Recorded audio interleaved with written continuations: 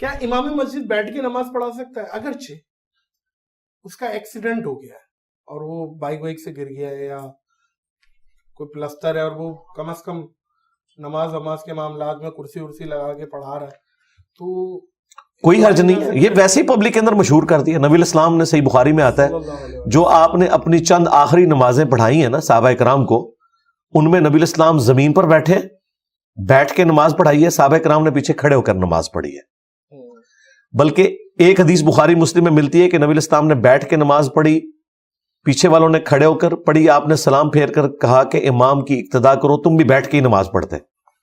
لیکن یہ حدیث امام بخاری نے بتایا منسوخ ہو گئی, کیونکہ نبی الاسلام نے جو آخری نماز پڑھائی ہے اس میں لوگ پیچھے کھڑے تھے, نبی الاسلام نے بیٹھ کے نماز پڑھائی. اسی طریقے سے ابو داؤد میں حدیث موجود ہے, جو نابینا صحابی تھے ابن ام مکتوم, وہ بھی امامت کیا کرتے تھے. عموماً ہمارے ہاں مشہور ہے کہ جی نابینا جو ہے وہ پاکی پلیدی کا دھیان نہیں رکھ سکتا, لہٰذا اس کے پیچھے نماز نہیں.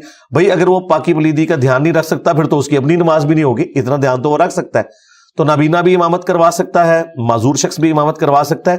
امامت کے لیے جو صحیح مسلم میں 4 شرائط آئی ہیں ان میں سب سے پہلے قرآن کا علم ہے, اس کے بعد اگر قرآن میں برابر ہے تو سنت میں برابر ہے, تو پھر جس نے ہجرت پہلے کیا یعنی دین میں جو سینئر ہے, اگر اس میں بھی برابر ہے تو پھر جو عمر میں سینئر ہے وہ امامت کروائے گا.